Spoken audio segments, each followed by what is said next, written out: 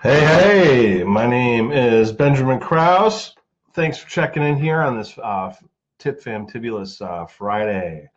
We are going to be having office hours today. I know that normally I've been trying to do this every Friday unless something comes up, and this past month something did come up, so I was only able to do one of the office hours that I intended to do.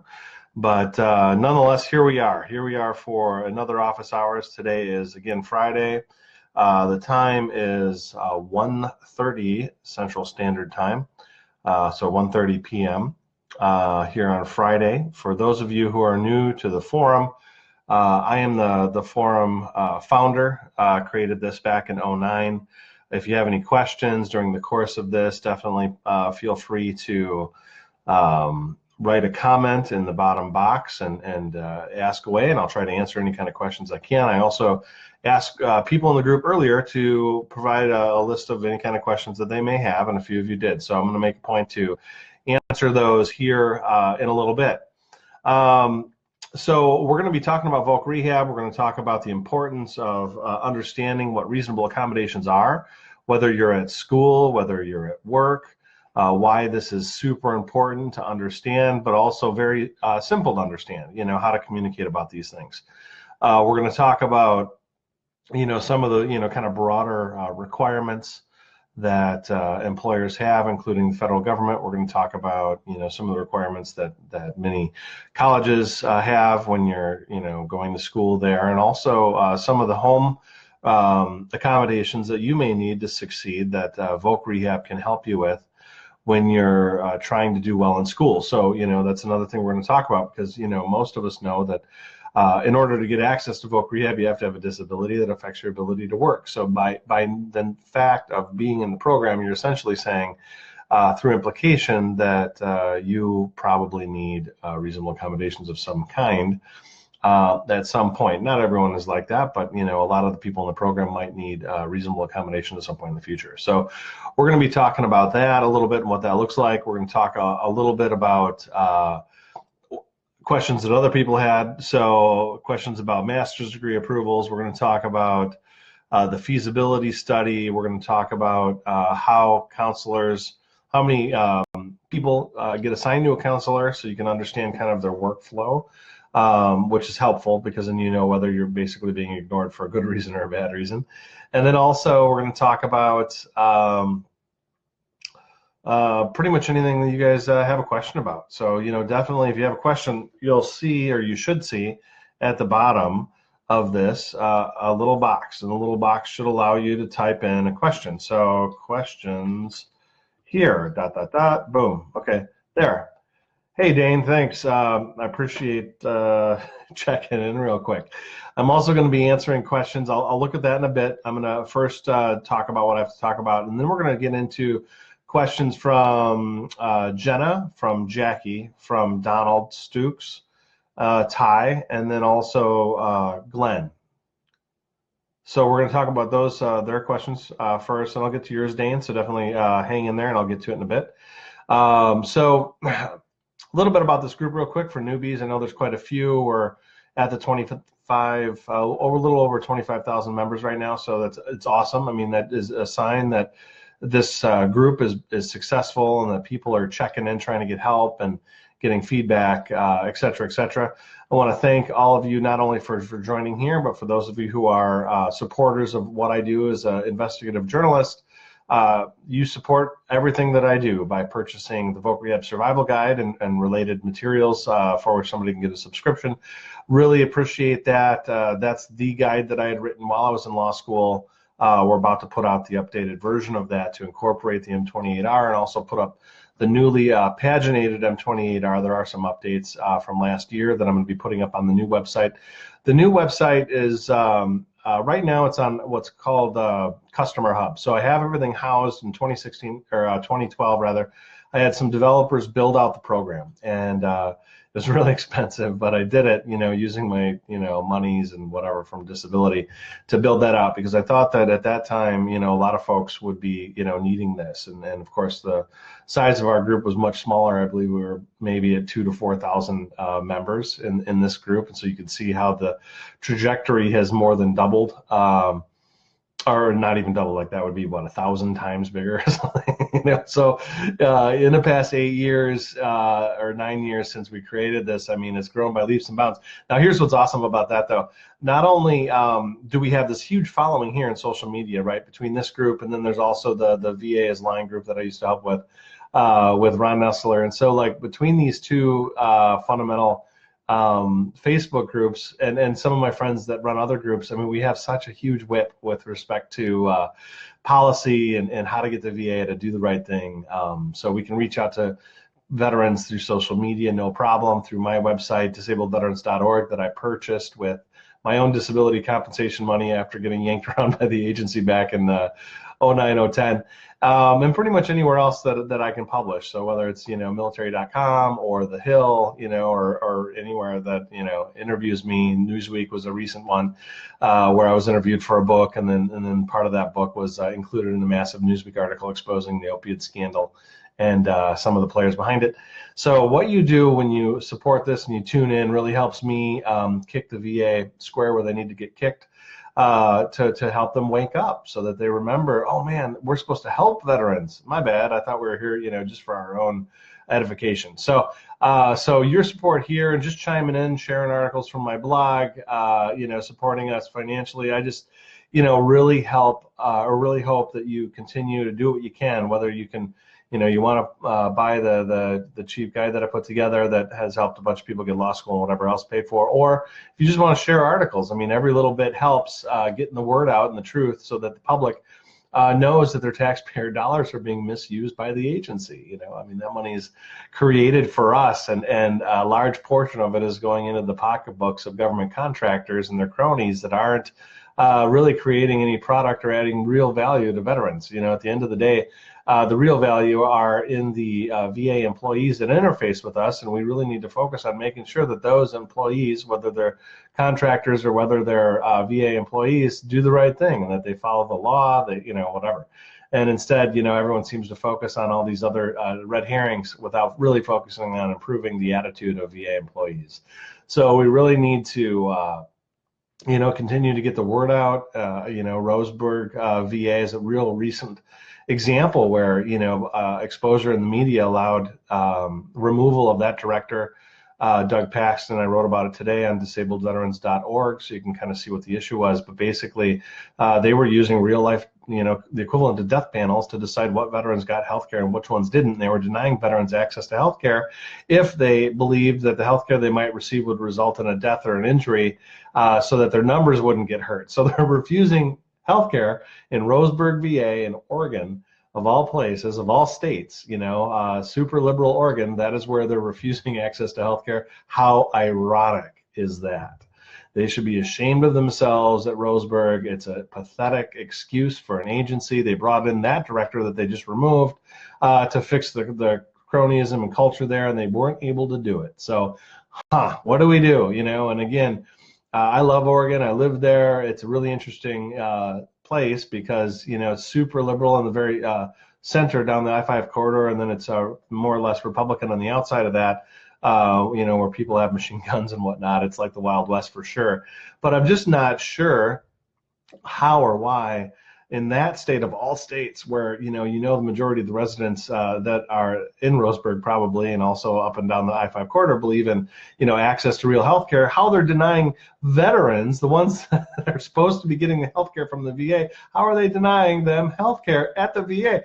It's incredible. And, then they push them off and try to force them into the community, but then they block access to Veterans Choice, which is a program run by TriWest and also HealthNet. And of course, TriWest is the company that was responsible for administering a big chunk of TRICARE in the DoD, and as was HealthNet. Wow, I mean, the thing is upside down, man, but I'll guarantee those CEOs are getting paid We know they're getting paid. We know that those VA employees and the chief of staff and directors, they're getting paid. Man, lots of folks are getting paid, but lots of veterans are not getting the benefits that we deserve. So, your support here, sharing the articles, purchasing the guide, etc., helps me expand what I'm working on. I myself, a little background about me in case you're new here and you don't know who I am. My name is Benjamin Krause. I'm a disabled veteran. I fought for my disability benefits from 2001 until right now. In fact, we just had a board hearing about my effective date going all the way back to 2001 just earlier this week. And, basically fought for my benefits from 10% lowball all the way up to 100% permanent total, in part because of exposures and injuries that I had while I was in service, where actually that's it. That's injuries and exposures, and also some of the experimental medicines that they tried to get us to take based on Saddam Hussein, blah blah blah. I can get into all that, but anyway. So the good news is I'm kicking VA in the teeth and where it counts as often as I can to make sure that they're accountable. We're supporting as many great VA employees as we can. There are a lot of VA employees in the system, in Voc Rehab and healthcare and elsewhere, who really want VA to work, but there are a lot of cronies in there who are trying to create their own fiefdoms, who are intimidating veterans, who are denying veteran employees access to things like reasonable accommodations, access to FMLA leave. It's a real pathetic situation that we're dealing with, where it's almost like you're dealing with folks in the dark ages, right? Where they somehow believe that the ADA or the modified ADA doesn't apply to them. It's amazing. And of course, if they get caught, who cares, because they won't be held accountable. At the end of the day, they just want their own buddies to work there so that they can continue to have their fun little whatever you'd call it. So that's enough about me, other than letting you know I am now an attorney. So the VA paid for my disability comp that I then used to create my media platform, disabledveterans.org, which is owned by my company, Armo Press, and then also paid for me to go to law school and paid for my accommodative systems in my law firm. Like, man, I'll tell you, Uncle Sam, when Uncle Sam works, he works really well. And, my benefits overall were over 350 grand. And I am using every bit of that education and those resources to help other veterans access that program and also to fight for their jobs. So one element that's new to my law practice at Krause Law is representing good VA employees, particularly disabled veterans who are disadvantaged or discriminated against or retaliated against, or all there above, whistleblower retaliation, etc., and help them either keep their jobs or at least get some justice. And so at the end of the day, we're all about justice, and sometimes that justice comes from the courts, and sometimes it comes from the courtroom of public opinion. And that is part of why the VA is concerned about what I do here and the website, is because not only can I beat them in court, but also, if justice doesn't prevail because of some technical nuance, well, we got the courtroom of public opinion, and they can explain to the press why they did what they did. So that's the beauty of this type of system. I'm the only attorney, as far as I know, to have built out a system quite like this. And here we are, rocking and rolling. So if you're here, you're checking in, you're wondering about reasonable accommodations, right? And hey, Gabriel, thanks for checking in. Lang, thanks for checking in, appreciate it. And Dane, I already said hi to you. So anyone else on this that has questions, definitely ask them. So we're going to talk about reasonable accommodations, basically. Accommodations generally, but also reasonable accommodations. Hey, Tanya, good to see you. So basically, reasonable accommodations are things that you get to, if you're disabled and you have a qualifying disability that affects your ability to perform the essential functions of a job, or you just need it, depending on the circumstance. These are things or systems or provisions that can help you perform your job or go to school or study. So in this context, veterans are going to be wanting, if they of course require it, are going to want reasonable accommodations maybe in their home. So they may, like me, I required a certain type of desk, certain type of screen system, computer, etc., because of my traumatic brain injury residuals. And so I had to have a desk that was long and spread out. I had to have a monitor or double monitor system that allowed me to see what was going on in a screen bigger than a laptop, and systems like that. So like an ergonomic chair from Herman Miller that I love. So those are just systems that were real beneficial for me through law school. And you can imagine, like, I didn't have those in my undergrad, and I had problems, man, I'll tell you.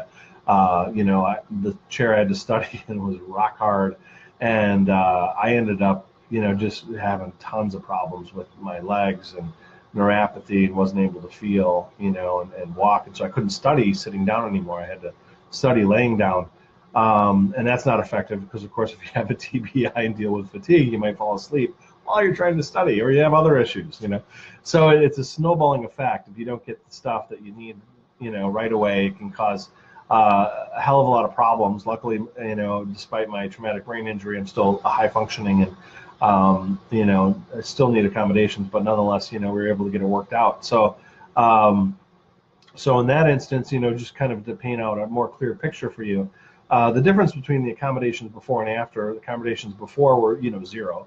Sit in a hard chair, study at a desk that doesn't go up and down, no ergonomic chair, and no, appropriate screens or systems that you need to be able to visually see what you're reading in a certain way that makes sense for you.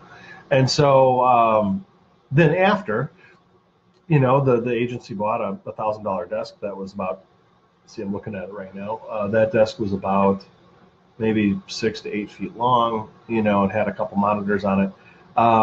Had to use Mac because Mac systems make more sense and they're more intuitive. So for somebody with a TBI, that can be very helpful.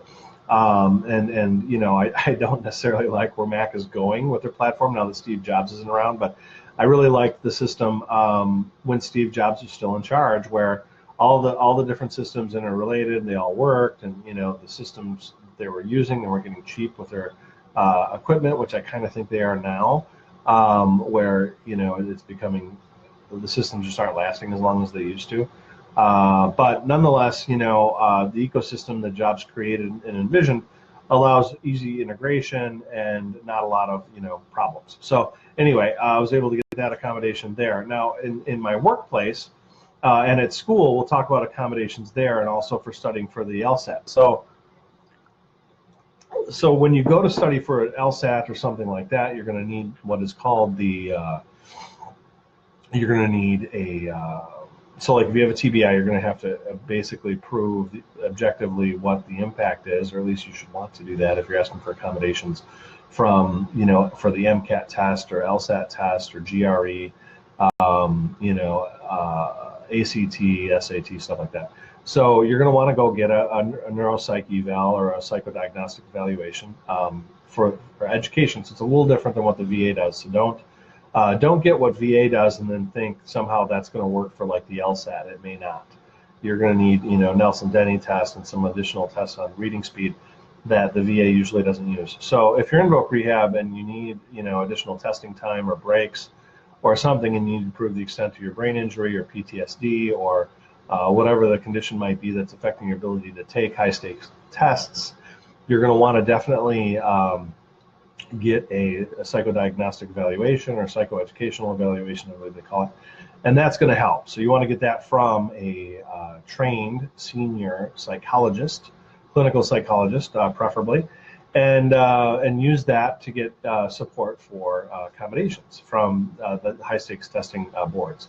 So as long as you submit the evidence, and sometimes your disability letter might be sufficient, sometimes not, so you're going to have to be careful to avoid sending evidence where, like VA likes to use what are called flag words in their reports because it makes sense to the VA, but when you show it to like LSAC or others, these are considered flag words, and they may or may not scrutinize your application harder. And VA doesn't care about that, and they don't really know about it, so they just do it.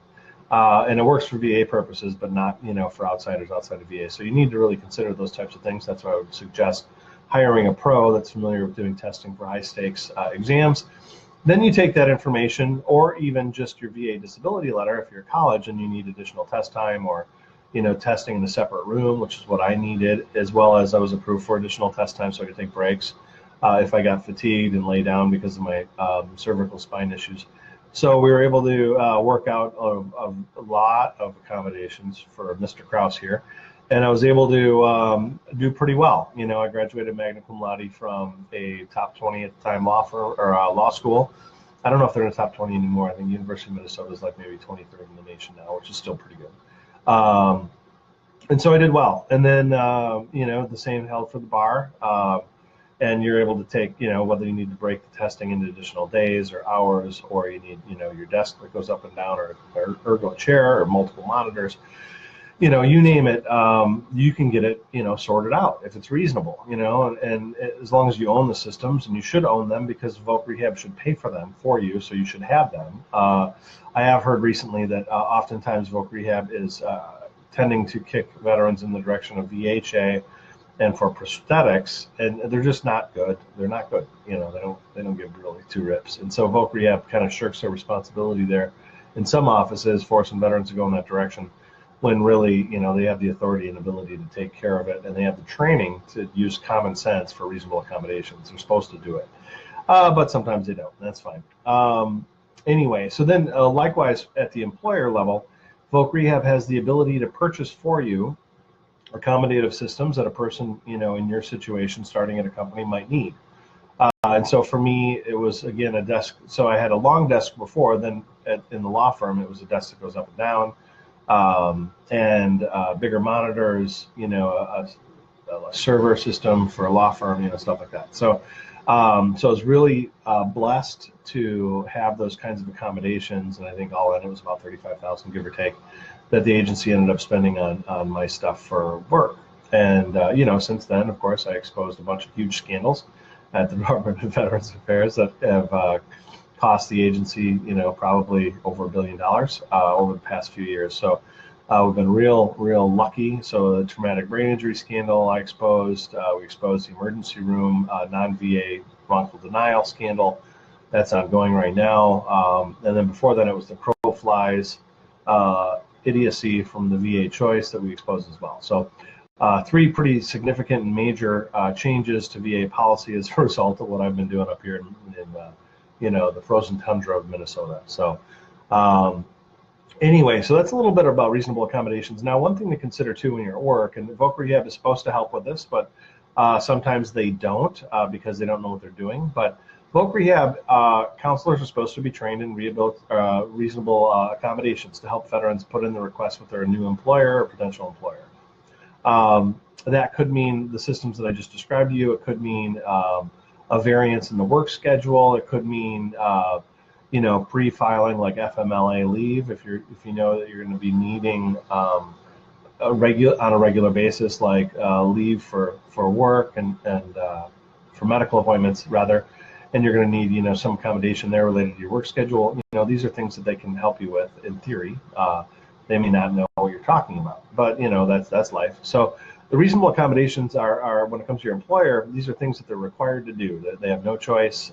If it's reasonable and you can prove your disability, which of course you have your letter from the VA that proves that you have a disability, and many times a service-connected disability will also serve as the appropriate verification or evidence supporting your request for reasonable accommodations from the employer, so don't be shy. I know a lot of people tend to be shy, especially male veterans who kind of have this idea of sucking it up. I encourage you to not suck it up and to push for your rights. This is the 21st century, for Pete's sake, and come on now, I mean, computers used to be the size of a block, and now the computers that we have in our hand are more powerful than what they were using 50 years ago, and yet we're still clinging to this 50-year-old idea of sucking it up, Lone Ranger style when it comes to getting our reasonable accommodations, and that's just stupid. So I think it's time for us to grow up and to, as a country, start to acknowledge that people with disabilities, so long as they're accommodated, can do a great and sometimes even better job, depending on the circumstance than other non-disabled parties. So I really want to highlight that, because a lot of folks think that, oh, well, you're disabled, you won't be able to do it as well. Well, I'll tell you what, I know that I am most certainly a person with ADA qualifying disabilities, and I do need accommodations, and yet I know that of all the attorneys that do this, and I'm the only one that does expose scandals at the VA and also represent veterans against the agency in courts or in appeals, that I do it better than anyone else in the country, right? Of course, the competition's not steep. I'm the only one doing it, but nonetheless, here we are, and I'm good at it. I'll tell you what, I expose those guys and they're afraid. So that's always, how it works. But nonetheless, that's what I have to say about reasonable accommodations. You want to check into the EEO, so the Equal Employment Opportunity website. That's a government agency, and you find all kinds of information about veterans and reasonable accommodations that you might need at an employer. If you run into problems, you should definitely file a complaint with the EEO to get help and support. If you work for the federal government and you get knocked out and you're not able to get the reasonable accommodations you seek, obviously, file a complaint there. And if you end up getting fired or having some other issue, you can file what's called an appeal at the Merit Systems Protection Board to try to get either get your job back or to get some kind of settlement. Anyway, you could also file, if you have an FMLA leave issue, you can file with the Department of Labor, and they'll investigate. There's a lot of different animals out there that'll help investigate a lot of different issues. So I would encourage you guys to really dig in, especially if you want to work at the VA. Right now, I've been hearing reports from central office from my whistleblowers inside the agency there that people with disabilities just are getting hammered when they're seeking reasonable accommodations, and the agency is just not doing the right thing right now, and they're acting like they don't know what the hell they're doing. It's pathetic. I'm really disappointed that in this year of 2018, my God, that they're still acting this way, acting like schoolyard bullies when it comes to people's rights. It's absurd, and it creates an environment of fear wherein veterans do not receive the benefits that they're supposed to get because the employees are in a constant state of shock and fear. That's pathetic. I'm disappointed and embarrassed that I'm embarrassed as a taxpayer that I am, through my tax dollars, funding an agency that can't pull its head out of its ass. It's it's amazing, and I think the Roseburg issue is chief case in point, right? Just they're not doing the right thing, and we have a president in power now who's promised to hold them accountable. We don't even have undersecretaries in charge of veteran benefits or veteran health. They're not even appointed yet.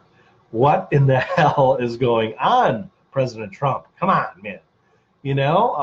Geez, for a guy who said he was really pro-veteran, man, it has taken forever to get help. Why? What is this delay all about? It is just shocking. But, nonetheless, here we are, and we don't have the help that we were promised. We have this stupid law that ends up, really going after allowing management to hammer disabled employees or employees that they don't like and just fire them with barely due process and barely evidence. Just the whole thing is just a real sham. Meanwhile, of course, senior leadership, man, they're hard to get rid of. But, the little guy, the disabled vet working at the VA, well, they can take them out, no problem. But if you're a senior manager, well, you're protected, you get special stuff. It's just a shame. It's a shame that we live in a time, that all of us have seen, countless advances in a lot of different areas. I mean, we have transgender rights these days, for Pete's sake. And the agency wants to treat transgenders, which is very complicated, by the way, but they can't figure out reasonable accommodations from 50 years ago. Interesting, God forbid you ever try to get a, sex change from the agency. You're going to end up with the wrong parts. You're going to get like a dog part, like someone 2 years, something crazy. But anyway, that's the embarrassing state of affairs in the VA for today. I wanted to, obviously reach out about reasonable accommodations and the things that you can get and request, because you need to know this stuff, and your counselors are probably not going to tell you, or they don't know. That's really embarrassing, because these folks are certified rehabilitation counselors with advanced degrees, and they don't even know how to help people with disabilities, get reasonable accommodations and what they need. I mean, that is just, wow. What's the priority, really? Anyway, so I want to get some of these questions. I promised Jenna I'd respond.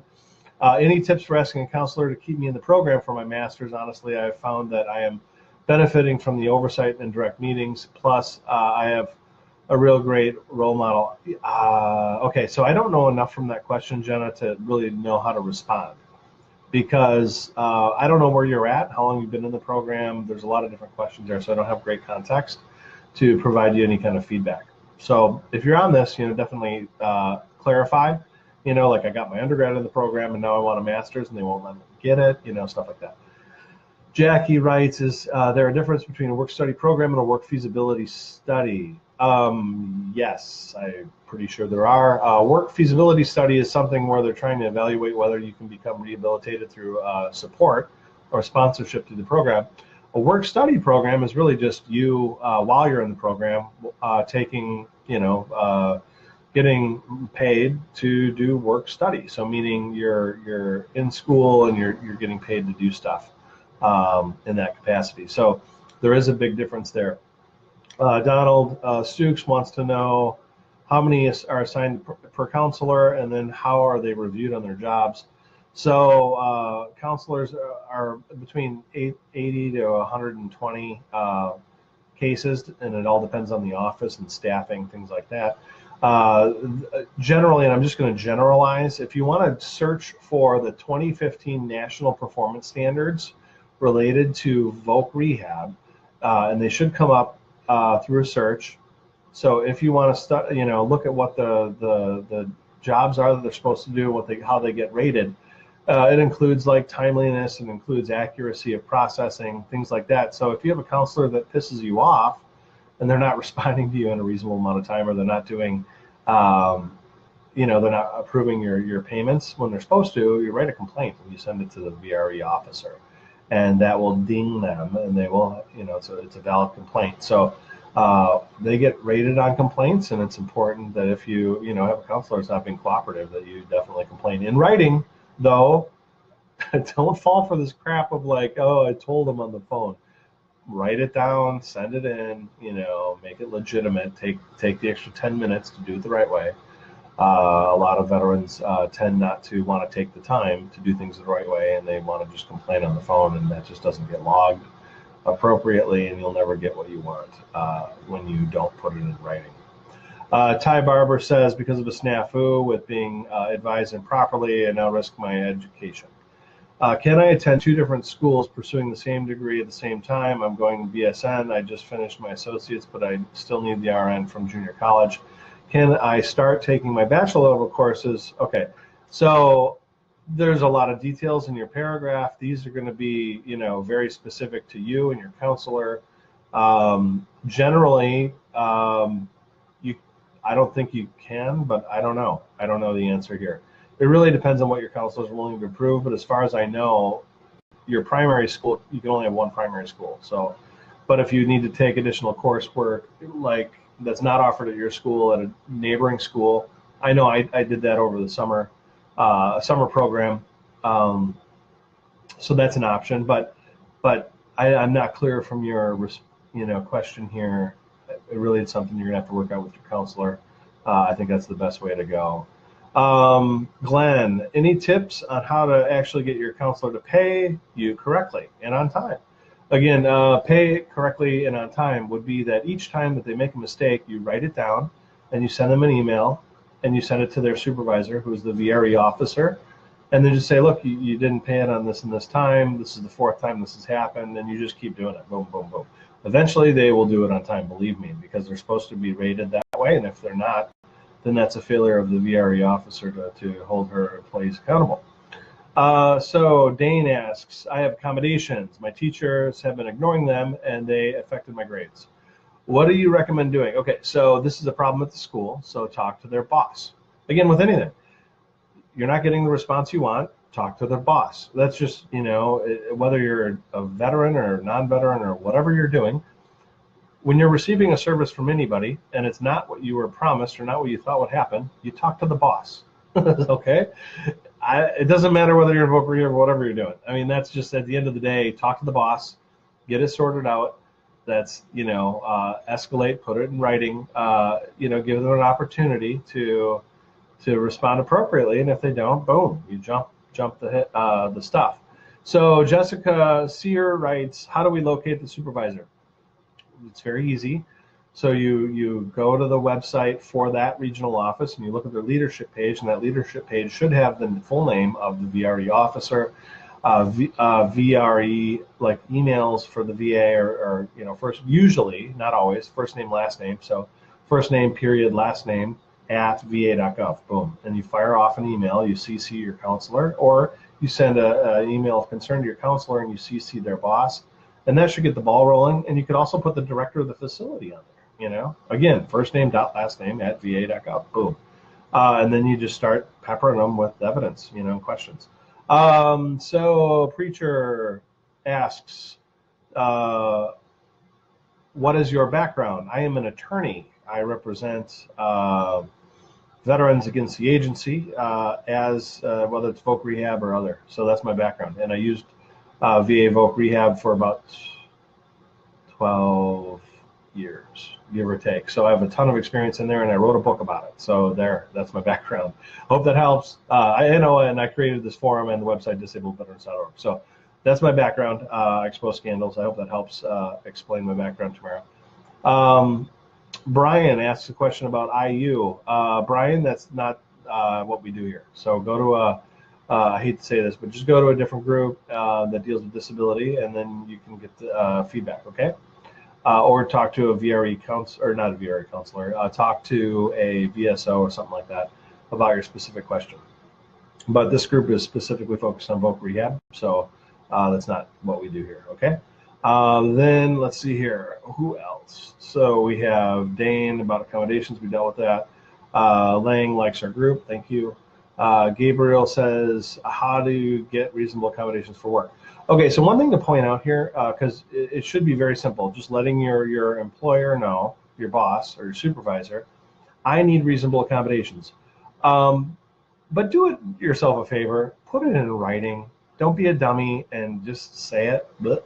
Because if they then fire you, you're not going to have anything to go back on, and it'll be your word against theirs, and then you got a whole mess. And you can sort that out. You know, I've worked to sort that out, but it becomes a mess. What I would do is send an email from your personal email, so that if you get fired, you have access to it, or send it, you know, from your work email, and then blind carbon copy yourself, or forward that email to yourself. Just make sure you have documentation. You say, I have, you know, I have disabilities. I'm a disabled veteran. I believe I require reasonable accommodations at this time. I seek to engage in the interactive process with you. This is your notice that I believe I qualify for reasonable accommodations. And that's it. Boom, you fire that off, and then you rock and roll. And hopefully you get what you need, and you know, not everyone does, but hopefully you do. So that's what I have to say about that. Billy Parks says, every time I send my counselor an email, I don't get a response until I send my second request a week later. That's normal, because a lot of them are working on too many cases or overworked, so that's a common problem. Since this is happening every time, I still have not received my stipend for last month. So in that instance, if you haven't received your stipend, it's been a while, and you should have received it, then you send them a note, and then you give them, you know, if I don't hear from you by the end of today, I will have to forward this off to your VRE officer to get help. Odds are she will respond more quickly, just knowing that you know that, because most veterans don't know how to do it unless they came here or they're, you know, part of some other group. But that was, you know, some of the tricks of the trade that I learned early on that I've been sharing with veterans who are here. So I hope that helps. Let's see, I have one other question. Sean asks, if you have been deemed permanent total but not IU. So I was deemed permanent total, and I used Voc Rehab. Tons of people do. So I hope that answers your question. It really depends on your disabilities and whether your disabilities, one thing though to consider is whether you have a disability rating for something that shows that you can't work at all. Now, if you have a rating like that, your counselor might deny you, saying, well, your rating says you can't work at all. So I'm going with it, and you're denied. So just be aware that that could happen. Now, if you have a rating that doesn't say that, well, then you should obviously be able to get into it. But it's not as simple as just looking at the end result, which is 100% permanent total or IU. Veterans are able to use it with either PT or IU, depending on the circumstance, but not everyone is. It's more complicated than merely knowing what your rating is. So tons of people that are 100% do use the program, but it's unique to each person. So I hope that helps. I don't see any other questions, so I'm going to jump off here. But until next time, you guys, take care, hang in there, and I'm hoping to do this every Friday. It doesn't work out all the time, but you know, I try. And otherwise, you know, thanks for checking in. Thanks for your support and supporting each other. You know, some of the rules of the group, though, always remember, be respectful. We're not here to eat our own. We're not here to attack each other. Don't investigate other members and then spew it on the forum. You can email me directly if there's a problem, but I don't encourage or condone attacking each other, and I will delete you if I see it, because that's just bullshit. I don't encourage veterans to traumatize other veterans. The VA does a good enough job traumatizing us any goddamn way. And so we do not need that crap. We don't need it. So we're very focused. Oh, hey, April. Thanks for checking in. Yeah, so if you have any feedback for anybody here on the forum needing reasonable accommodations, April is a RA program manager, which is awesome. April, are you in the private sector, or are you a public sector, like a VA employee, or where are you at? I'm waiting for you to respond. So I know there may be a little bit of a delay here. Most definitely. April, are you working at the VA, or are you, what agency? Federal. Okay, cool. Yeah, so April has offered to provide feedback on reasonable accommodations. That is fantastic. Thank you, April. And we're really, naval ship, okay. So yeah, if anyone has any questions, ping April in the message and she'll hopefully provide feedback. Again, I couldn't do what I do without reasonable accommodations. I had to get a senior neuropsychiatrist to get the type of feedback that I needed and guidance to help me, perform at the level that I do. Without his support, which did not come from the VA, by the way. The VA could have given two shits about me. Without that support and understanding and instruction, I never would have been able to achieve what I've achieved. And, I've done a lot of really great things, pat myself on the back. And I hope that all of you understand that, when you have the proper support, you can really do anything. Like the sky is the limit, but, you got to have proper support, proper systems, proper accommodative systems, whether it's through technology or just through processing, time at work, taking breaks, longer breaks, laying down at work if you have a space for it, lots of different options. There's so many. And if you don't take advantage of that, you might get fired because you don't perform well. But if you, do perform well because you get the right systems, your odds of getting fired are less. So really encourage you to do what you can to take advantage of your rights, the things that have been created for you by Congress and through the Constitution. We live in a great country. I'm proud to be an American every day that I wake up, and I look at these fantastic people here on this group and elsewhere that I get to work with on a regular basis, to make America better. It's always, going to be required a lot of work to do, but this group is just one small example of many examples where, the American spirit does help us to achieve amazing things. And that includes through supporting people with disabilities to do an incredible job. Yeah, see, teleworking, exactly, April. I mean, that's probably the best RAs a person can get. And by the way, acronym, just anyone seeing this, RA just means reasonable accommodation. That's just a very basic thing. So anyway, until next time, thank you for tuning in, supporting what we do. Share the links on the website, disabledveterans.org. If you need feedback or want to support us, just buy the guide, get a subscription, stuff like that. That really helps. The next step for me is going to be building out that platform, creating the database of Voc Rehab counselors and officers so that veterans can find them. And also, create a way to, like a wall of shame kind of, where we can rate the bad ones and the good ones, so that other veterans can learn from our example and experience. I am in the process of building that. I was working on it last night after my son went to sleep, and it's close. I mean, I can just taste it. I'm very excited about that project, and turning it on, VA bureaucrats as well, so that, because right now the VA likes to shuffle those folks around, so we lose track of them. But through this database, that won't happen. So we're very excited to be able to hold the agency accountable and to share experiences and transparency, because at the end of the day, transparency as it relates to the federal government is important, and we need to make sure that those that we're paying to do great jobs do great jobs. And if they don't, we need to find out why so we can make it better. Anyway, until next time, hopefully next week, unless I have another hearing, we'll talk to you soon. Bye now.